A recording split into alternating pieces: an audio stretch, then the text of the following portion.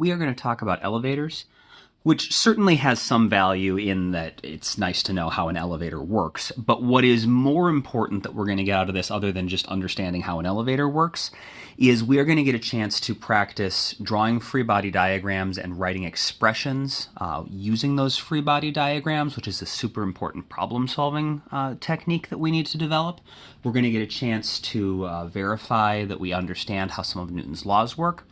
And we're also just going to be practicing the general skill that any physicist needs, where we take the basic understanding we have about the universe and some sort of everyday, or at least not everyday, at least a real world situation that we want to describe, and figure out how it has to work and how it has to behave based on the laws of physics that we have and how we know things have to interact with each other.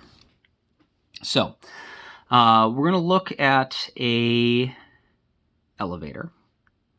And there's one vocab term we need to introduce first, which is the idea of weight versus apparent weight.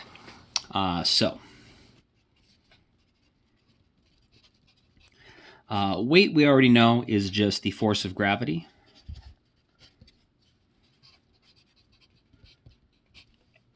On an object. But then there's something called apparent weight.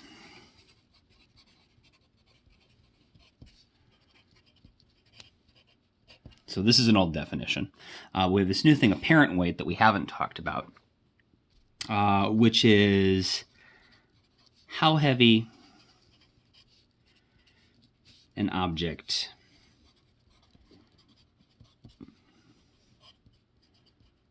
feels. And you might have had the experience in an elevator when the elevator first starts to descend. There is a moment where you suddenly feel a little bit lighter. Or if you don't think of it as feeling lighter, you might have noticed some sort of other feeling, like feeling like you are falling. It feels sort of like a roller coaster a little bit. And as the elevator gets to the bottom and stops, this is the place where maybe more people have noticed this, where it feels like you're heavier. Right as the elevator is stopping, it feels like you're getting sort of crushed into the floor, which is exactly what happened. If you suddenly gained a bunch of weight, all of the forces that like your knees would feel as you're just standing would increase because you'd be holding up more weight, and it would feel sort of like you were getting pushed into the ground, because like the extra weight that you had, if you just like got like significantly fatter or something, would be pressing your feet down into the ground harder. And then as the elevator goes up, everything happens in reverse. So when the elevator first takes off, going upwards, there's a moment again where you feel heavier, where you feel like you're getting sort of pressed into the ground. And at the top, there's a moment when the elevator is stopping where you feel lighter. And this is the one a lot more people are aware of, because sometimes people like to jump when the elevator gets to the top floor, which is not something you should do. It's not the elevator. Like, the elevator's probably not going to break because you're jumping around inside of it, but at the same time, like, you just shouldn't be jumping in an elevator. They're not designed for that. But because you feel lighter, obviously, if you suddenly lost a bunch of weight, your leg muscles would still presumably be the same, and your leg muscles were still like the same strength, but you lost a bunch of weight, you would be able to jump higher. And so when you get to the top of the elevator trip and the elevator is slowing down, there's this moment where you feel lighter and it feels like you can jump higher. And so people like to do that. They like to jump because it feels like they can jump super high. It turns out this is all sort of an illusion, though, because your apparent weight, how heavy you feel, is actually based on what the nerves in your feet are feeling. Our bodies can't actually sense the force of gravity directly. All that we can feel is, with the bottoms of our feet, how hard the floor is pushing up on us. And if you are standing on like a bathroom scale, then the thing that's pushing you up is the scale itself, and so the number on the scale will actually match the same thing that your brain senses, which is how hard it is or is not pushing you, which may be different than what you would normally feel while you're just standing on a scale in a room at rest, like you would normally use it. And so our weight obviously shouldn't change if we don't change masses and if we don't change planets, which you shouldn't in the course of an elevator ride. But how hard the ground is pushing you must change because it feels like we are suddenly heavier or lighter. And if you're standing on a scale in an elevator, like we saw in the video at the beginning, the number on the scale will change. And so that's further evidence that the scale's not actually reading the weight, it's reading this other thing, the apparent weight. So it's not only how heavy an object feels, but it's also equal to the normal force pushing up on the object,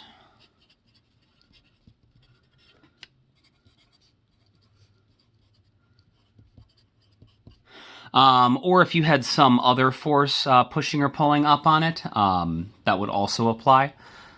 So if you, I don't know, if you were like, so like a tension force, if you were maybe hanging from like a rope, like not like the bad way, but like if you just like, if there was a rope in the elevator and you were like, had like your arm and you were like hanging from it, in that sense, then the tension force in the rope would change, and in that case it wouldn't be the bottoms of your feet, it would be what your arm feels as you're getting pulled upwards by the rope, and that would also match your apparent weight. And if we instead put a scale underneath us, or we put a spring scale above us, in either case the scale reading is going to match this apparent weight, what it feels like.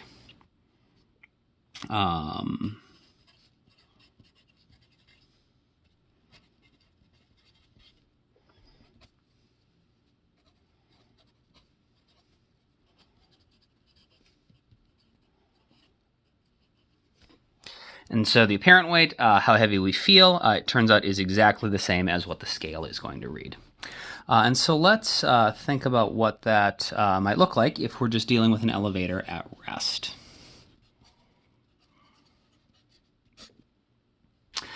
So if the elevator is at rest, I'm going to draw sort of like a simplified view of the elevator. And so here is our elevator carriage. And it's got a cable sticking out the top of it.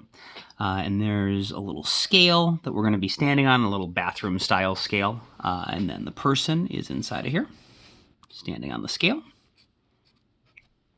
And so, of course, if they are standing in here, there's going to be a force of gravity pulling down on them.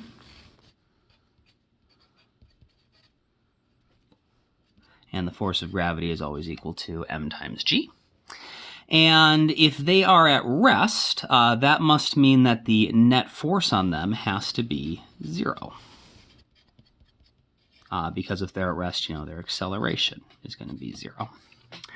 And if the acceleration is 0, the net force has to be 0. And if the net force is 0, that means there has to be some force canceling out the force of gravity.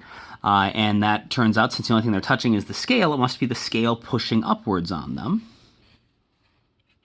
exerting a normal force, which is equal to the force of gravity. And so this is both the force that we feel and the force exerted by the scale.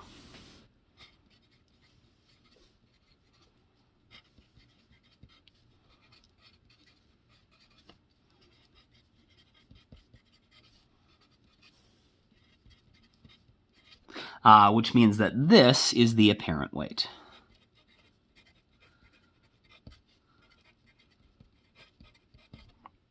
And we can see in this case that since our normal force is equal to the force of gravity, that means that our apparent weight, how heavy we are going to feel, is going to be the same as how we would normally feel, and the scale is going to read the same number as our actual weight. So Fn equals Fg, which means that we feel normal. Because, this is what we're used to. We're used to just standing at rest. That's sort of what your body registers as normal. Not only do we feel normal, the scale reads our true weight. I think I have gone slightly off screen. There we go. So we're in the elevator. The force of gravity, this is our actual weight, but we don't, we don't actually feel this. We feel the scale pushing up on us, but since that equals the weight, what we feel is we feel like we are our normal weight, and since the scale is reading the normal force, but it is the same as the force of gravity or the weight, the scale reading matches our weight, and so the scale reads our true weight. Let's think about instead what happens as the elevator starts to move. Let's go up.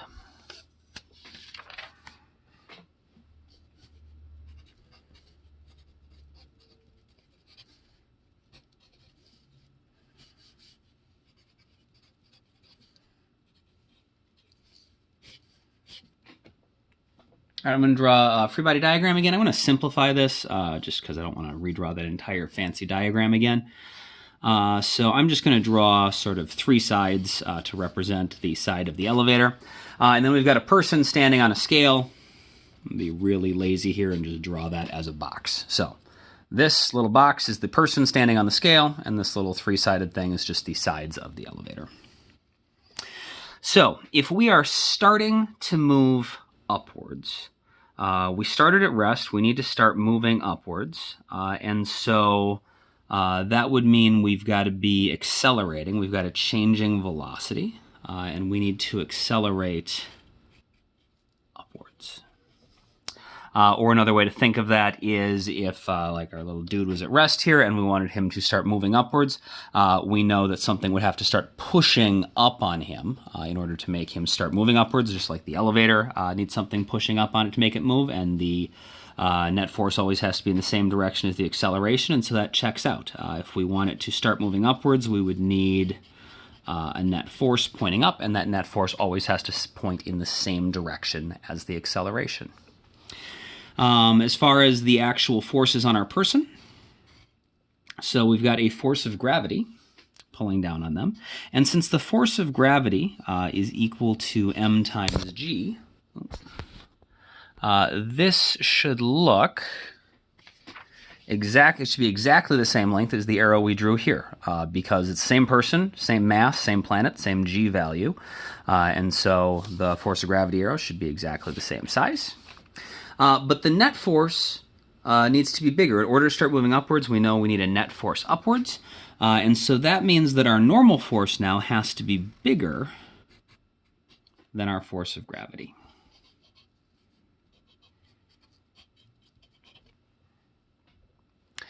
So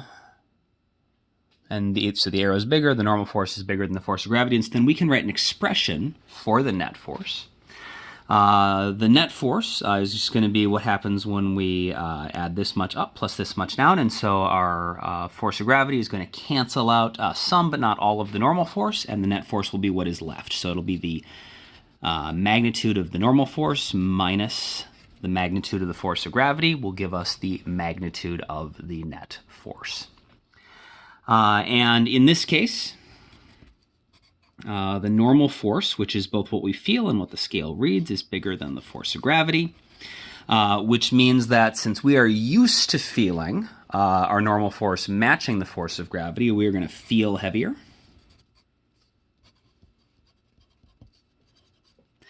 Because our apparent weight is higher than our actual weight. And the scale reads the normal force, not the force of gravity, and so the number on the scale is going to be bigger than our actual weight, and so the scale will appear to read high.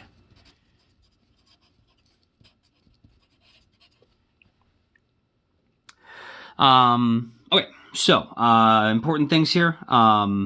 Taking what we know just has to be true. We know what an elevator looks like. It starts at rest, it starts to move up. We can conclude what's going on with the net force. The net force has to be up to make it start moving up, and so we draw our free body diagram to match using the forces we have available, and then we can write an expression for our net force based on our free body diagram. And that's something we can do for elevators, but it's also something that we can do for pretty much any other situation we might run into, and something that we'll get used to doing as we do our problem solving for all the other situations we deal with. And this should be consistent with our everyday experience. One of the moments where you feel heavier inside of an elevator is when it starts to move upwards. All right. So after the elevator starts to move up, it's not going to continue accelerating upwards, getting faster and faster and faster the entire time. That would be unsafe. At some point, it reaches its cruising speed. And so the next thing that's going to happen in the elevator is that it's going to be moving up at a constant speed.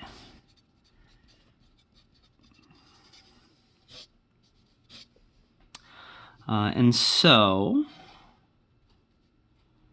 set our diagram up again. The thing that always stays the same is the force of gravity because neither our mass nor g has changed.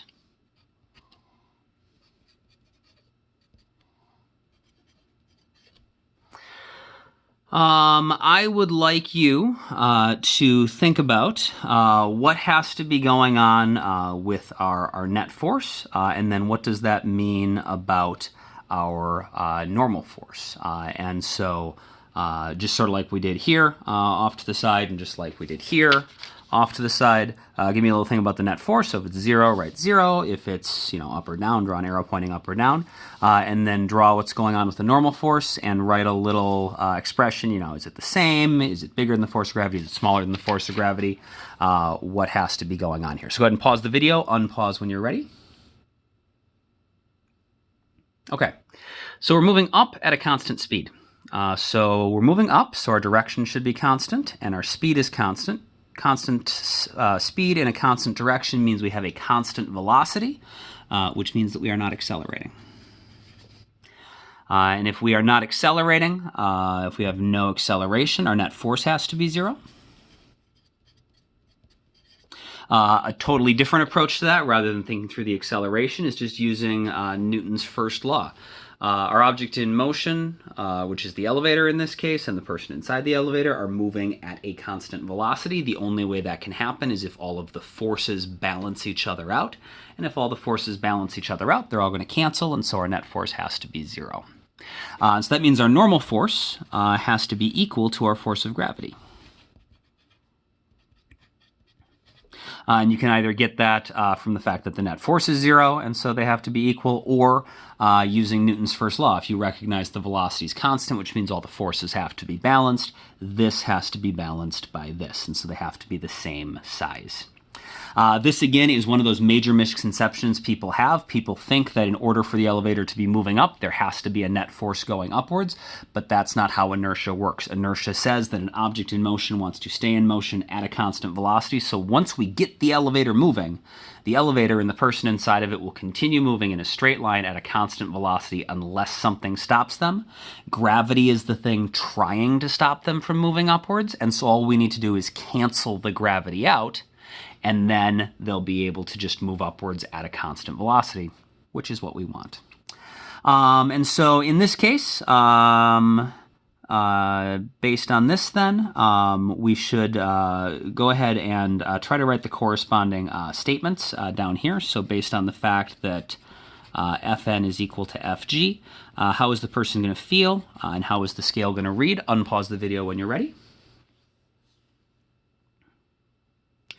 All right, so in this case, the normal force, which is what we feel, matches our force of gravity, which is our weight, and so that's we should feel the same way we normally do. We should feel like our normal weight. And if you think about that, if you've ever been in a particularly long elevator ride, like in a skyscraper, the takeoff and the stopping part are a little weird, but for the most part, just the cruising in the middle while the elevator is just moving feels a lot like just standing in a small room. And other than standing in a small room, not being a particularly normal experience, it feels relatively normal. It doesn't feel like you weigh a particularly large amount more or less. And so that makes sense. That matches our experience.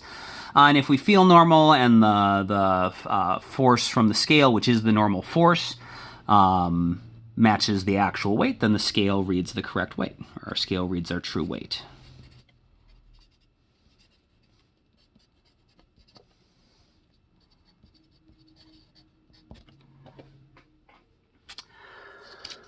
All right.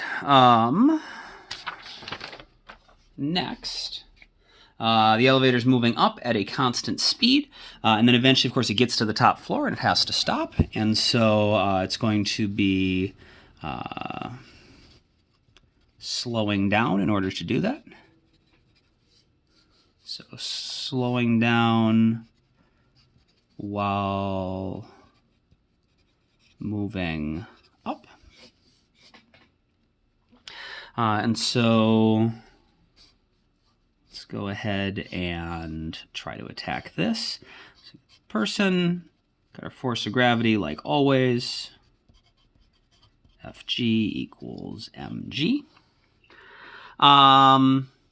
Try to go through the entire process, and so try to say what's going on with the net force. Does it have a direction? Is it zero? Draw in the normal force, and then write our little statements like we've been doing for the other ones underneath it. Pause the video, unpause when you are ready. Okay, so if the elevator is moving up, if we imagine this is moving up, objects in motion want to stay in motion at a constant velocity, and so this is going to keep moving up until something stops it, and so we need our net force to be pushing down in order to stop the object from moving upwards, which means that our net force has to be downwards, because you'd have to push down or have something pull down on it in order to make it stop moving upwards. That should also make sense if we think about it in terms of acceleration. If we are moving upwards, you can think of that as having like a positive velocity or an upwards velocity. To slow down, your acceleration needs to be in the opposite direction. So either downwards or negative, however you want to think about it. And so, the acceleration has to be in the negative direction if your velocity is in the positive direction in order to slow down. And the acceleration is always in the same direction as the net force, so same result. Different way to think about it. They're both equally valid. The net force has to be in the same direction as the acceleration. The only way the net force can be downwards is if the force of gravity does not get completely canceled out.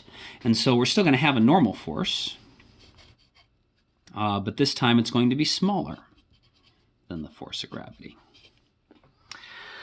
One thing we didn't do last time, but we do want to make sure we do, is write the expression for the net force. So how do we get the net force based on our other variables? And so if you didn't do that, just pause the video again quick and write down that expression. Unpause when you're ready. So the net force is down. We got force of gravity. Some, but not all of it, is going to be canceled out by our upwards normal force. And so the net force should be equal to Fg minus Fn. And again, remember, when we're writing this, you notice there's no arrow signs over any of these. So this is saying the net force is downwards. That's what this arrow is showing us. And then its length is just the magnitude of F net. And the magnitude of F net is equal to the magnitude of the force of gravity minus the magnitude of the normal force. So in this case, our normal force is less than the force of gravity. And so the force that we feel, the normal force, is smaller than what we are used to, because when we're just standing, which is what we're used to, the normal force equals the force of gravity, and so we suddenly feel lighter. And the elevator, or the scale in the elevator, reads the normal force, which is smaller than the force of gravity, which is the actual weight, and so the scale appears to read low, or it reads, less than our actual weight. And so the scale is not measuring, our weight, it's measuring how much force it pushes with, which is less than our weight, and so the scale looks like it's reading low. All right, hopefully that makes sense. The elevator then has to return down, and so it's going to do sort of the same process in reverse. The elevator is going to, well, first it's going to stop at the top floor, but we don't need to draw that, right? Because that looks exactly like this, because it's just at rest when it gets to the top floor. So then the next thing that is new is the elevator starts moving downwards. Let's rewrite that. Starting to move down. And so we should be able to set up a free body diagram and our expressions for that. We'll just leave a little bit of space for that. You're going to do this as an exercise in a second. Then once it starts to move down, it's going to reach its cruising speed, and so we're going to have the elevator moving down at constant speed.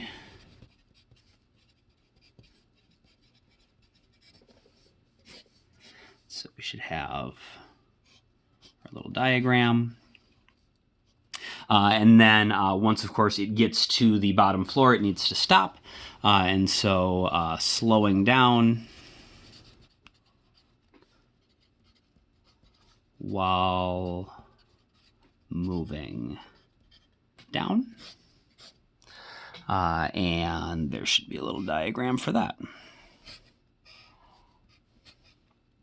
And so one last time, I would like you to pause the video, complete all 3 of these using the same structure that we have for the first few, and then unpause when you are ready. If, do that. Okay, I'm gonna start going over these. If you get them, if you get the first one right, you can watch the second one. If you get the second one right, that's great. Check the third one.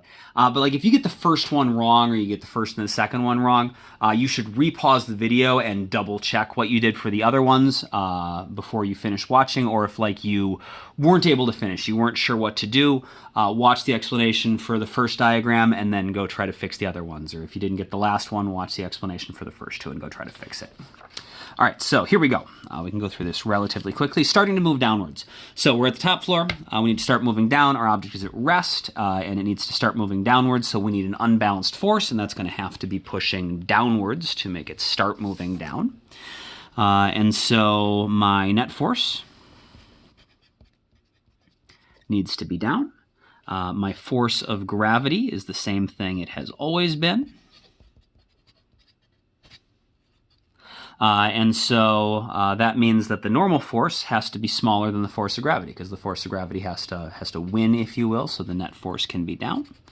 So I'm going to have a normal force that is smaller than the force of gravity. That means my expression for my net force is going to be, I've not given myself much space here, Fg minus Fn. Does that fit? Barely. Since Fn is less than Fg, I'm not going to bother writing that top one because it's just a restatement of this. Since the normal force is less than the force of gravity, we feel the normal force, and so we feel something that is less than our actual weight, and so we feel light. And the scale reads that number as well, which is lower than our actual weight, and so the scale appears to read low. And of course, the scale is reading the correct amount. The scale always just reads how much force it pushes or pulls with, but compared to what we're used to, if we're thinking the scale is going to tell us our weight, it appears to be reading low because the scale doesn't actually tell you your weight, it just tells you how hard it's pushing or pulling with. Moving down at a constant speed, this again is a constant velocity problem, and so to move at a constant speed in a constant direction, all the forces need to be balanced. That means your net force needs to be 0, and so that means that our force of gravity, which is still just mg, has to be canceled out by our normal force. So our normal force is equal to our force of gravity. Another way to think of this is moving down at a constant speed means your acceleration is 0, which means your net force has to be 0. And so in this case, the normal force, which is what we feel, matches the force of gravity, our weight, and so that's what we're used to feeling. This feels normal, just like going upwards at a constant velocity felt normal, going downwards at a constant velocity feels normal. And of course the scale, since it feels normal to you, it feels normal to the scale, and so the scale reads the true weight. And then for the last one, slowing down while moving down. So if we are moving downwards, so imagine our guy is moving downwards. In order to slow him down, we would need, since an object in motion just wants to stay in motion on its own, you would need a force. So as he moves downwards, in the elevator, we would need some force pushing up on him to slow him down, to stop him from moving down. And so our net force needs to be up. Again, you can think of that in terms of velocities and accelerations. We're moving downwards. We need to accelerate in the opposite direction in order to slow down. Acceleration direction matches the net force direction. And so our force of gravity, again, same thing it's been for the last 6 diagrams. Our normal force has to be bigger than the force of gravity now, though, because we need our net force to be up, so the upwards force has to be bigger than the downwards force, and so our normal force is going to be bigger than the force of gravity. That means our expression for our net force is going to be Fn minus, I've run out of space here, the net force equals the magnitude of the normal force minus the force of gravity. And since we feel and the scale feels that normal force, which is bigger than our actual weight, we feel heavier. And the scale reads high.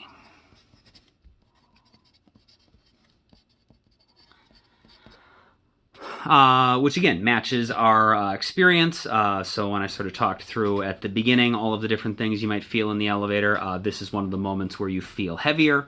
I notice the other 2 places, the moments where we feel lighter, are the same places that I mentioned at the beginning, where when you're riding in an elevator, you feel lighter when you are stopping at the top floor, and so slowing down while moving up. That's one of the moments where we feel lighter, like we can feel like we can jump really high.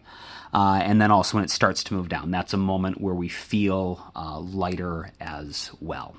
And this one tends to just be, it's a little unsettling for people because you suddenly feel like you weigh less than you do. But if you can ignore the fact that it feels sort of like you're falling, there's just less stress on all of your joints. It suddenly feels like you've lost a lot less weight because you've lost some weight, because it feels like your feet aren't getting pressed as hard into the ground, and it feels like your knees aren't getting compressed as much. And so in both of these cases, we feel lighter. All right. The last thing I want to do with these is just make an observation, and I'm gonna do some drawing on these that I do not necessarily want you to do in your notes, because I don't want you to like make them hard to read, but I just want you to notice a pattern here. We've gone through 7 different situations. The elevator is just moving in one dimension, but there are 7 different things it can do, because it can be moving up and getting faster, slower at a constant velocity. It can be going down, faster, slower, constant velocity, or it can be at rest. And yet, there are only 3 free body diagrams. This free body diagram, in fact, everything on this free body diagram, we are at rest, matches the one where we are moving up at a constant speed, and the one where we are moving down at a constant speed. I wonder if I can get all of these into the same shot. That would be really fantastic.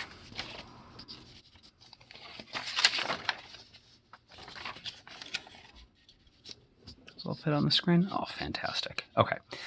So in all 3 of these cases, everything is the same. In every single situation, our acceleration is 0. In every single situation, the normal force is equal to the force of gravity. And we feel normal. The scale reads the true weight, which actually means that from the inside of the elevator, if you, after a long night of studying, just woke up in an elevator without any sort of explanation, you would not be able to tell just by how you, just based on how you feel in terms of how heavy you feel, whether or not the elevator is moving. If you've ever had the experience of riding in a large vehicle where there's not like a window necessarily that you're going to be looking out, might be a train, might be a cruise ship, or if like just even being like in a car at night or something, and if you sort of fall asleep, it feels the same, whether you're moving at a constant velocity or whether you're at rest. Like if you're in like a bus, or for example, or something, like you don't, as like you're driving down the road at 60 miles an hour, like you don't feel like you're moving 60 miles an hour. It just feels like you're sitting in a room in a tiny cramped bus chair, and so you can't tell the difference from your experience just based on the forces. Now you can use other cues. If there is some engine noise, or there is some rumbling from the road and the tires and the suspension not being perfectly smooth, or you can look out the windows and see some motion, there's some other cues you can use to figure out whether or not you're moving. But if you just woke up in an elevator that didn't have any friction, didn't have any rumbling, that just always constantly had a background hum for the motor, whether or not you were actually moving, you wouldn't be able to tell if you were moving, and you can't tell from the free body diagram because the free body diagram shows the same information. Which means that free body diagrams are great, but there are going to be times when we are doing our problem solving where you get a free body diagram and you cannot actually tell exactly what is happening just from that free body diagram. Free body diagrams are great, but they do not tell us everything. And so you want to be careful that you don't make assumptions about what the free body diagram is telling you. Most common assumption people make when they see a free body diagram like this where all the forces cancel out is they assume it's at rest. But it could just as well be something that is moving at a constant speed. In fact, it doesn't even have to be moving up or down. You could have something that is moving sideways at a constant speed that would still have these exact same forces. If you woke up in the elevator, had been placed on the back of a flatbed truck, unbeknownst to you, and was driving down the highway at a constant speed, you, standing on the scale, it would look exactly like this. You don't need a force pushing you forward or anything because once you've gotten moving, inertia is just going to keep you moving at that constant 60 miles an hour as the truck drives down the road. And so it would have the exact same free body diagram again. And so you don't even know if you're moving up or down. Like the direction you're moving doesn't have to match any of the forces. And so we want to make sure we don't draw too many conclusions that we can't.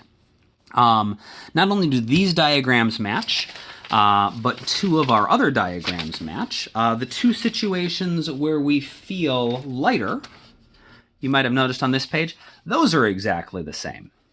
The free body diagrams are indistinguishable. The net force is down. The normal force is less than the force of gravity. We feel lighter. The scale reads low, which means that you cannot tell just from the free body diagram whether or not the object is moving up or down. You just can't. And from your experience, you would not be able to tell either without some sort of other clue, like having a little window where you could see which direction you were moving. In this case, we do have it written that the velocity is upwards and we're accelerating downwards, but this is not part of the free body diagram. And so when I say the free body diagrams match, I mean this part, like, strictly speaking, is the free body diagram that matches. But also, like, all this other stuff we did, like, that stuff matches too. And so unless you have some extra information, like if you actually knew that you were moving upwards, you would not have any way of knowing if this was slowing down while moving up or starting to move down, so speeding up while moving downwards. And then we see the same thing again for the two situations where we feel heavier. Again, same thing. Free body diagrams are indistinguishable from each other. The experiences are indistinguishable. What you feel, what the scale reads is the same. In both cases, you're accelerating upwards. But in one case, because you're moving upwards, it is making you get faster. In one case, because you're moving downwards, it is making you get slower. But without some sort of external information, you can't tell that from just the diagram. And so our free body diagrams are great. They tell us lots and lots of information, but they do not tell us everything.